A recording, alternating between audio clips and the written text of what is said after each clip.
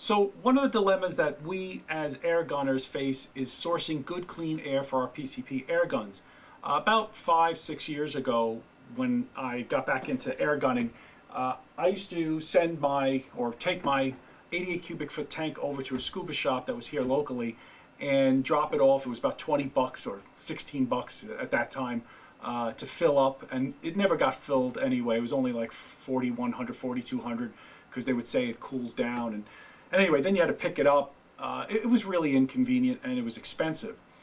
Then probably about 4 years ago, I got the Young Hang compressor, and that was pretty good. It was pretty powerful, but it came with its issues. You have to, at least for me, I like to run it cold, so I would get ice packs ready. I would fill two buckets with ice, little small buckets, keep them in the freezer, then have a bucket of water, drop the ice into the water, try to find a 20 amp line because it wouldn't run on a 15 amp line, and have a hard time getting started even without any pressure in the system. So the Young Hang really had to be on a 20 amp line, which I had to bring into the house. I had to run a heavy extension cord. Plus it smelled. I mean, if you used the hydraulic oil, you know it stunk. Some people are using synthetic oil. I use diester oil. That kind of remedied it. The diester oil is very clean. That's what they use in breathing tanks in the food industry. So that was okay. So probably about a year ago, in January of this year, my buddy Mark, who comes here and kind of gets his tanks filled, I fill his tanks here. He bought this GX pump and said, "Steve, seems like a good option, maybe for topping off the tanks. You'll use the Young Hang to do the heavy lifting, and then we'll finish off with the GX pump." Well, I got to tell you, it's turned out that, forget it, this is doing the heavy lifting. At least when you're topping off these heavy, these larger 88 or 97 cubic foot, the big tanks, carbon fiber tanks, that is.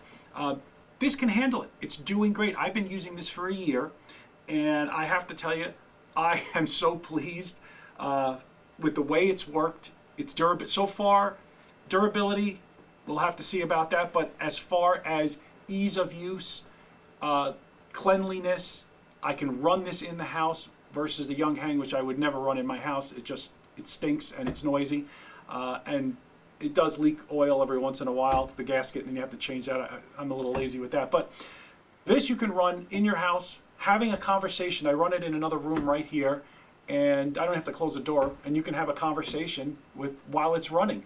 You don't have to be far from it. Where the Young Hang, I really wouldn't dare be in the same room. It's just too noisy, and it stunk, so I would leave it in the garage, close the garage door, and kind of check on it every once in a while.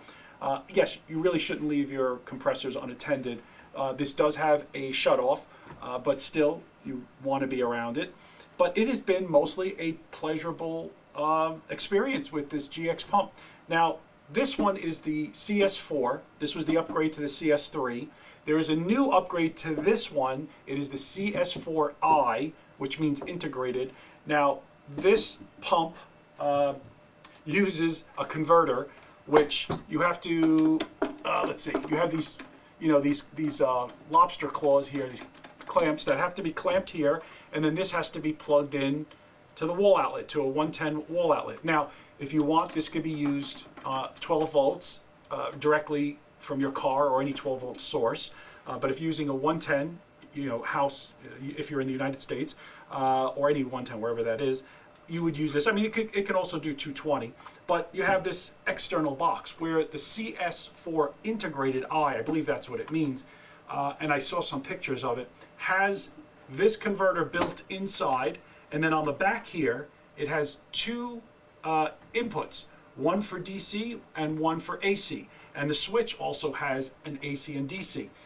Now, what's great about that is it's really quite clean. It doesn't have this box you have to carry around. You have the two cables, and you don't have this on the side, because the cable that goes in, one is a lobster claw like that, or whatever you want to call it, clamp, and the other one just is a 110 plug-in. So that is really great.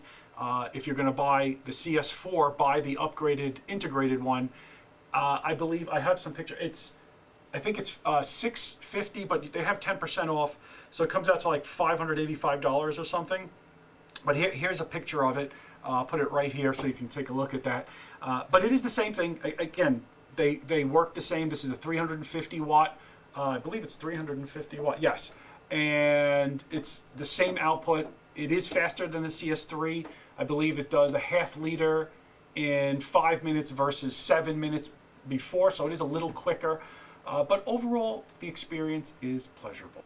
Unlike the Young Hang, this can go to 5,800, 400 bar, or 400 MPa, 40 MPa, same thing, 400 bar, which is 5,800 PSI, which, wow, that's great. So that means even if you run this to 45, you shouldn't be overstressing it. Unlike the Young Hang, they say it was a 300 bar, not a 310, even though they said it was 4,500 PSI. So I would only run it to about 4,300. I try not to work it too hard. And that's why mine have lasted quite a while, about 5 years. One broke, one I broke, and then the other one has been pretty good for about 3 years. This has a continuous work time of 5 hours or 6 hours. Wow, I don't run this more than an hour at any point in time. I let it cool off and then I'll go on to the next tank. So this does weigh about 28 pounds, 29 pounds, which is not that bad. It's very easy. It's lighter than the Young Hang, in my opinion. Easy to carry around. The new CS4 has, with the integrated, has 2 handles versus this 1 handle, which is, I don't know, it doesn't really make a difference. It does run quiet. They say it runs about 70 decibels.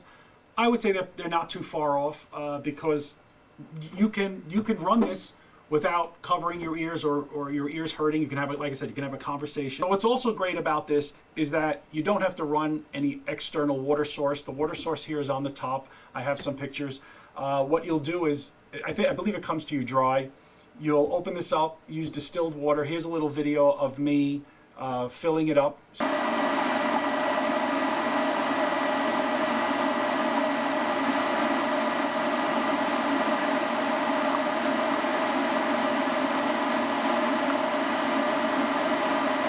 So there's a fill level. You'll run the pump, just turn it on don't actually run the pump, you're just turning on the pump to get the fan going and the water pump going, but not the actual compressor pump. That will not go on until you press the start and off button. You'll fill it, run it, then you'll add more water because it's got to go through the system, as you can see in the video. And once it gets to that return level where you see the water coming back, then you can just close it up and you're pretty much done. I did not change this water that we put in here from February, I believe it's January, February of this year, until now. Here is a picture of the water that came out. There was a little bit of rust in it, so I did empty it out and put some fresh distilled water. Do not use tap water. Use distilled water that doesn't have any minerals or any chlorine or anything like that in it because you don't want it to interact or react with any of the metal. I don't know, somehow the distilled water did react with something in there. But it's okay, nothing's clogged, everything is running fine. Once you have filled the water, you're pretty much ready to go. Now, this compressor did come with a bunch of tools, and here's a picture. I'll put a picture right here. But while you're looking at the picture, let me pull out one of the items, the deadhead. So that's this thing right here. See that deadhead? You'll want to take that and put that on and just test for leaks. Make sure it is in because you don't want it to fly out. Set your compressor to 310 bar and then run the compressor. Make sure, first of all, the auto shut off works it should shut down on its own. And then listen for any leaks and watch the gauge to see if the gauge goes down. If the gauge goes down, you got a leak somewhere and you got to find it. So whether it's an O-ring or something more serious, you want to eliminate, you want to find out right away before you start using it. Be ashamed to get your new compressor and have a leak in it. Not that this one did, this was no problem. Once you've tested to make sure there's no leaks, the auto shut off works. Remember there's a bleed valve, you'll bleed the air from here. Do not try to remove the deadhead until you've bled the air. That's important. Another great thing is that this fill lip does come off and there is a Foster fitting right here.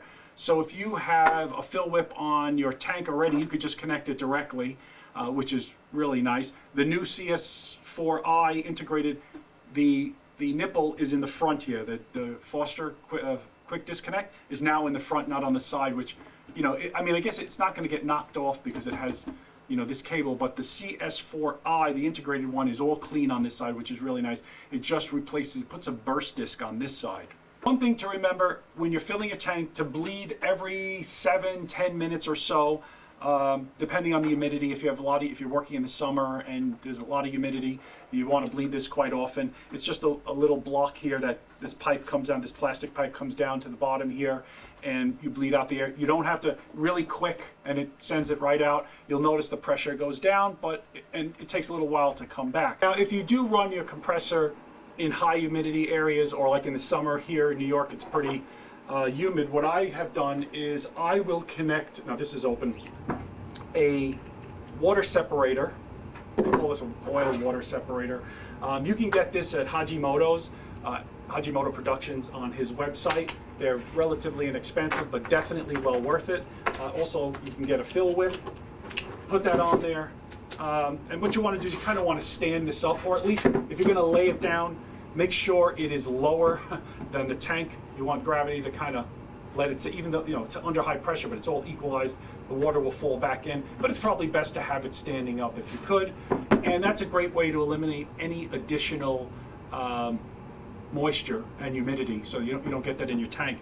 But in the summer, in the winter now, while I'm running it, I really don't use it. I just go directly, and my tanks are standing up, so any moisture in here generally shouldn't travel up, and I've had no problems with moisture in my tanks, so it does work very well. So if you're going to get this, check out Hajimoto Productions. He does carry this blue filter and the fill whip. The one thing to note about this compressor is that it should not be started under pressure, and here's a label that's right on top here. Show it to you right here.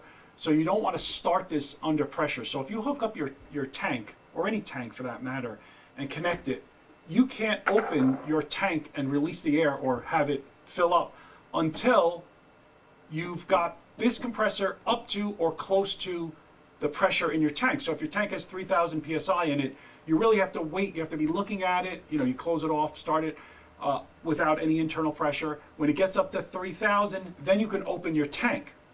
I kind of hate doing that. So what I did, and I have a video in the past about using these one-way check valves. Here, you can see them right here. Very, very simple. This one I got at ATP, Air Tanks Plus, and it was really relatively inexpensive. Here's a photo of them. And then this one I made myself. You can get the one-way quick disconnect on Amazon. This is an Ironman. It's pretty cool, and here's a picture of that. This one is for use on CGA 347 tanks, fireman tanks, or SCBA tanks, self-contained breathing apparatus tanks. And this one is for a tank that has the Foster already on it. So we have both. Like Mark has some tanks that have just the Foster quick disconnect, and he has a whip. So I use this. But for my older tanks, or not older, but my SCBA tanks, I use this 347. So the great thing about these one-way check valves is that they allow you to attach. Here, let me show you. So the great thing about these one-way check valves, whether you use the Foster one or the 347, CJ 347, is that you can attach it to your tank here, and I'll demonstrate this here. Maybe. So I have this attached. This is open. I'm going to close it. All right. Now I'm going to open this up here. Okay. I'm going to attach. Actually, before I open it up, you would hear a hiss, and this tank is filled to 4,000. So you would hear something. Nothing, right? So if I open this, see, that's the air. Let me close it out. Bleed it. Now it's free. I'm going to attach this to the one-way disconnect. Make sure it's on. Okay, I'm going to close this down. I'm going to open it. Now, there's no air in here, because if it were, it would be bleeding out here. I can open and detach. This is filled with air, but there's no issue with connecting it. Now, this is open and ready to go. Now I can turn it on, let it run, let it get the water flowing, hit the start button, and while this is building up pressure, what happens is it's filling this fill whip up to this point right here. When the pressure here surpasses the pressure in your tank, guess what? it opens up the one-way check valve, pushes it open, and air starts flowing in. So this is higher than this, fills it up, and it's great. And when you're done, when this shuts off, the great thing about it, yes, it's under pressure, but you didn't start it. It's done. So what we can do is you can close your tank, bleed this out, okay? Then, or you could bleed this first. Actually, you might want to bleed this first, and then disconnect it. So that's what's great about these one-way check valves for filling. You don't have to worry about equalizing. So here are some photos of the inside of this unit, which is almost identical to the CS4i. You'll notice in one of the pictures, you'll see the pump on the bottom here. And if you look at that plastic piping that contains the water, it's just like in a PC system, computer system, where they have the water-cooled system. I think they use exactly the same thing, and they have a radiator. If you look at the bottom right, that black box is a radiator with a fan in front of it. But it's, pretty simple. There's just a few components. Again, if the water leaks, there's no electronics on the bottom, which is good. So the water will just leak to the bottom and not destroy the control board, which is about halfway up. And that's pretty good. So it's pretty simple, and I like the way they put it all together. It takes me about an hour to fill one of these 88 cubic foot tanks from about 3,200 to about 4,500. Here's a quick time-lapse video showing me filling it up. We'll just run through that really quick within a matter of a few seconds. All right, so we're going to see how long it takes to fill from 3,100 to 4,500 using the GS4 pump. We'll get it started. We're going to start the timer as soon as let's get this on.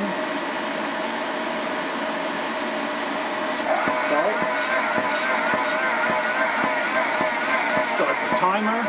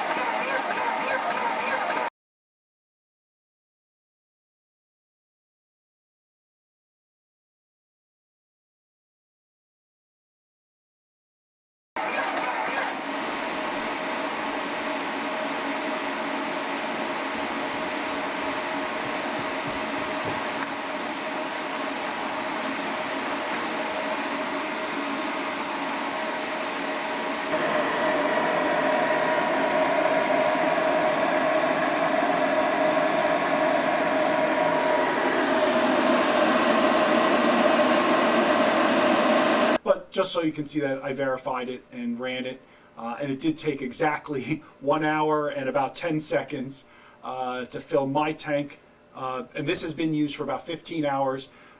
Do I know if that is any slower than the beginning? No, I didn't do any tests.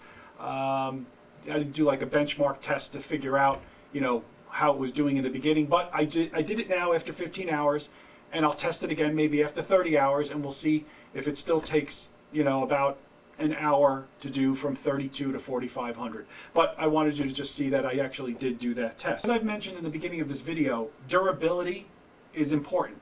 Now, I think if you take care of your compressor, it should probably be okay. As far as maintenance goes, as far as the user goes, you're going to have to turn your knob here. There's a grease knob underneath this cap. There is some I think it's biodegradable grease. This is some stuff Mark bought. This is just in case you run out or need more. This is EP grease, food grade bio grease. If you have to add a little more, you can. I believe he got this on Amazon or something like that. But anyway, on this knob, and here's a photo of the top of the compressor, there is this knob, and you'll make one full turn after about 5 hours, roughly, give or take. They say 4 to 6 hours. Now there's a little discrepancy because on the compressor it says 2 full turns after 5 hours, 4 to 6 hours.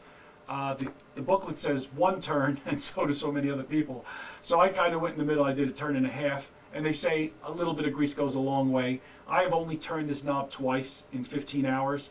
That really should have been 3 times. But I gave it an extra half turn, so I'm okay. And listen, one thing you want to do is you want to listen to this run, especially when it gets to like 4,500 pressure, 4,000 pressure. If you hear it struggling, or you hear squeaking or something, it's probably, and you think you underturned it, give the knob a half turn, or maybe even a full turn, and then count that as a new 5-hour start point. You can put too much grease, so you want to be probably a little less is better than a little more. But that, as far as maintenance goes, now there's a burst disc. I know on the new one there's a burst disc on the side, and it did come with tools and replacement burst discs, as well as O-rings and wrenches to take off. You know, on this burst disc here, there's just a flat metal tab. Underneath this burst disc, you unscrew it, take out the old one that broke. If it broke, you'll see it's cracked or it'll be leaking air. Very simple. And again, they give you all the tools, the wrenches, everything you need to really work on it. Spanner wrench and whatever else you need, Allen keys. So it really, as far as maintenance goes, I'm hoping we won't have to do too much. But as long as you do the basic, you should be okay. Now, I went on their website to see, hey, you know, I'm spending $600 here, roughly. I hope this thing's going to go 3, 4, 5 years, I would hope. Depending on the use. I mean, if I put 15, 20 hours a year, let's say 20 hours a year, if you shoot more than that, you could easily put 30, 40 hours, no problem. Depends how much you shoot. But for me, I'm a modest shooter. I did about 15, 20 hours. Yes, I was using the Young Hang. You might do about 40 hours if you're a heavy shooter. I don't know if this will go, how long it will go. So I went on the site to see if I can get replacement parts. And they do have certain replacement parts, like the switches, the boards, O-rings, even the gauge at the top. But I didn't see any of the piston parts. So the piston, which is located here, it's right underneath the grease pot here. I didn't see any of those parts. So I'm wondering, you know, is that the most durable part? As long as it is, I mean, everything else can be replaced. The water pump is nothing. The plastic tubes, that's really all nothing. The burst disc, even the caps, screws, all of that can be replaced, which is good. But my concern is, how long will this piston hold up? And if it does go, can we replace this part? Now, if in the future they do provide it so that you can just swap the whole thing, not the motor, but just you'll notice the motor's that black piece here. Here's the picture. So the cylinder there, can you just unscrew it, replace it? Does it come as one unit? Because again, I'm sure there's torque specifications for those 4 rods. And you know, I'm not sure they should leave it to the consumer to kind of torque down those rods. Just give it, you know, sell a whole replacement, you put it in, and you're done. Maybe $100, $150, something like that. I'd be okay with that. If after like 3, 4 years I have to replace the piston, I'd be okay with that. Because again, it's a convenience factor, and the price is quite fair. Now, fair compared to what? I mean, you can go buy an Alkin. I think it's called the W31. There's a vertical and a horizontal, which, yeah, those are awesome. I mean, those are great. They're durable, they'll last, but those are beasts. They're heavy, they're big, they're expensive. Yeah, they have. It seems like Alkin has a pretty good service agreement. If you buy one of those, that I think for I don't know how many years, but anyway, they have a good service agreement. But let's face it, can the average guy like you and I afford to buy an Alkin? I don't know. That's kind of tough. Depends. Some people can do it. Not everybody can. So this is a great alternative, and I'm just hoping this has served my purposes perfectly, and I hope it'll serve yours as well. Again, I hope I'm not steering you the wrong way, but I really like this thing, and I like the fact that it's so much easier to run. It's quiet, no buckets, no ice, no smell. I could run it indoors. I don't have to, and again, oh, by the way, it's probably not a good idea to keep this in the garage if your garage, mine doesn't freeze, I get to like 50 degree, 40 something degrees, so it's okay. But you don't want to leave this outdoors or in a freezing area unless you put some kind of coolant in there and balance it. But otherwise I keep it in the house and it's great. So again, I hope that my review and my recommendation for this serves you well. It has served me well. I'm very happy, and I guess we'll do an update down the road, maybe another 15 hours from now. So again, thank you for watching, and it's a great pump.